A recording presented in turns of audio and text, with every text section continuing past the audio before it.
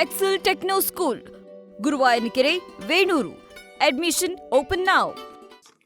ಇದಕ್ಕೆ ಇವಾಗ value fix ಮಾಡೋಣ ಸಭಾಧ್ಯಕ್ಷರೇ. 1 ಎಕರೆ ಇವತ್ತು 1 ಸ್ಕ್ವೇರ್ ಫೀಟ್ ಅಪಾರ್ಟ್ಮೆಂಟ್ಸ್ ಬೆಂಗಳೂರಲ್ಲಿ ಎಲ್ಲೇ ಹೋದ್ರೂ ಸಹ 15,000 ರೂಪಾಯಿ ಬೆಲೆ ಬಾಳುತ್ತೆ. ತಗೊಂತಾರೆ. ಅದು ಉತ್ತರ ಭಾರತದವ್ರು ತಗೊಂತಾರೋ ದಕ್ಷಿಣ ಭಾರತದಲ್ಲಿರೋರು ತಗೊಳ್ತಾರೆ. ಅದ್ರ ಬೆಲೆ 15,000 ರೂಪಾಯಿ ಮಾಡಿದ್ರೆ 329,31,36,000 ರೂಪಾಯಿ ಆಗತ್ತೆ.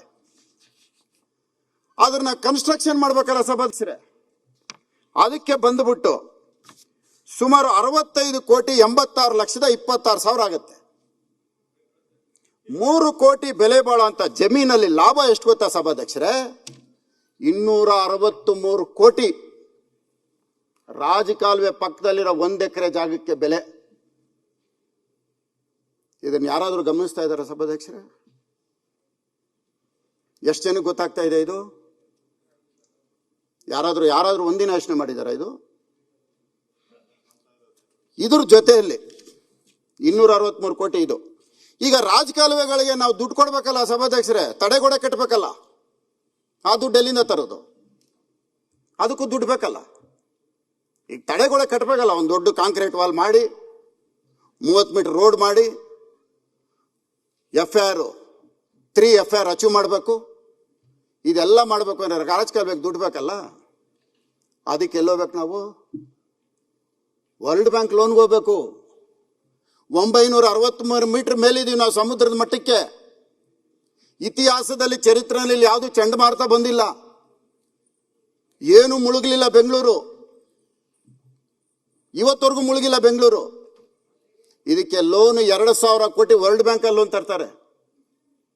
ಲೋನ್ ತರೋದು ಎಲ್ಲಿಗೆ ಗೊತ್ತಾ ಸಭಾಧ್ಯಕ್ಷರೇ? ಈ 2,000 ಕೋಟಿ ತಂದಿರೋದು ಈ ರಾಜಕಾಲುವೆ ಪಕ್ಕದಲ್ಲಿ ಗೋಡೆ ಕಟ್ಟೋದಿಕ್ಕೆ.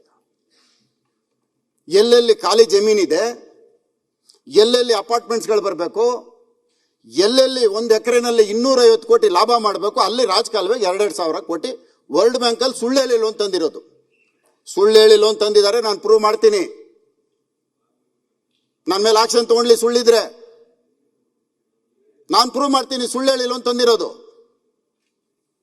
ಯಾವ ಪ್ರಕೃತಿ ವಿಕೋಪ ಬಂದಿದೆ ಬೆಂಗಳೂರಲ್ಲಿ ವರ್ಲ್ಡ್ ಬ್ಯಾಂಕಲ್ಲಿ ಲೋನ್ ತರೋದಕ್ಕೆ? ಆ MOI ಒಂದ್ಸರಿ ಚೆಕ್ ಮಾಡಿ. MOI ನಲ್ಲಿ ಏನಿದೆ? ಸುಳ್ಳು ಹೇಳಿ ಲೋನ್ ತಂದು ಇದ್ರನ್ನ ಕೊಟ್ಟಿರೋಂಥದ್ದು ಯಾರಿಗೆ? ಒಬ್ಬನೇ ಕಾಂಟ್ರಾಕ್ಟರ್ಗೆ 7 ಪ್ಯಾಕೇಜು. ಒಬ್ಬನೇ. ಯಾವ ಕಾಂಟ್ರಾಕ್ಟರ್ ಕೊಡಬೇಕೋ ಅವನ್ನ ಡಿಸ್ಕ್ವಾಲಿಫೈ ಮಾಡಬೇಕೋ ಅವನ್ನ ಕರೆದುಬಿಟ್ಟು ನೀನೇ ವಾಪಸ್ ತಗೋ, ಇಲ್ಲ ಅಂದ್ರೆ ನೆಕ್ಸ್ಟ್ ನೀನು ಬ್ಲಾಕ್ ಲಿಸ್ಟ್ ಮಾಡ್ತೀನಿ.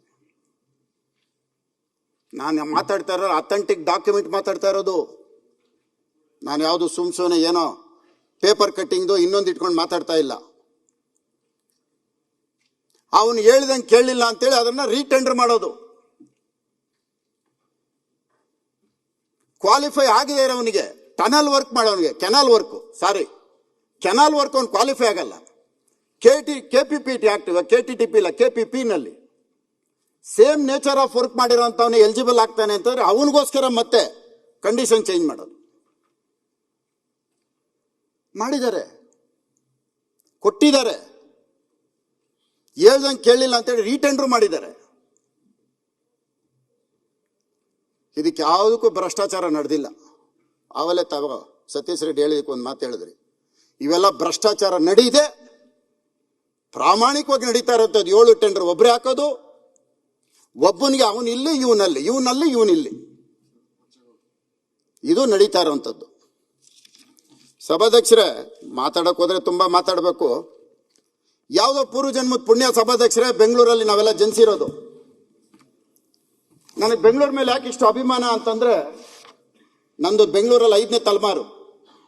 ನನ್ನ ಮಕ್ಕಳು ಮೊಮ್ಮಕ್ಕಳು ಸೇರಿ 7 ಆಗ್ಬಿಟ್ಟವ್ರೆ. ಬೆಂಗಳೂರು ವಿಧಾನಸೌಧಕ್ಕೆ ನಾನು 3 ಕಿಲೋಮೀಟರ್ ಡಿಸ್ಟೆನ್ಸ್ ಅಲ್ಲಿ ಇರೋದು. ಅದಕ್ಕೋಗಿ ಬೆಂಗಳೂರು ನನಗೆಲ್ಲ ಗೊತ್ತಿದೆ. ಬೆಂಗಳೂರಿಗೆ ನಾವು ಏನು ಕೊಡ್ತಾ ಇದ್ದೀವಿ ಸಭಾಧ್ಯಕ್ಷರೇ?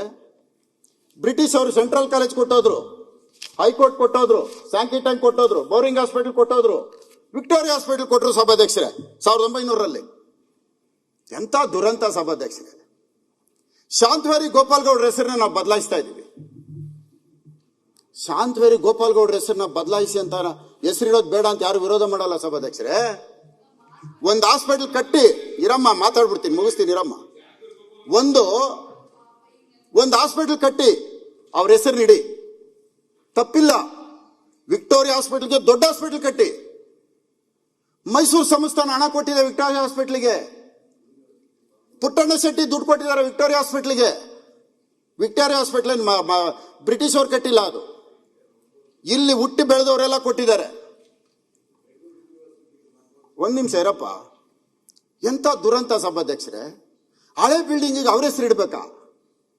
ಹೊಸದಾಗ ಒಂದು ಕಟ್ಟಿ ಇಡೀ, ನಾವೆಲ್ಲರೂ ಸಂತೋಷ ಪಡ್ತೀವಿ.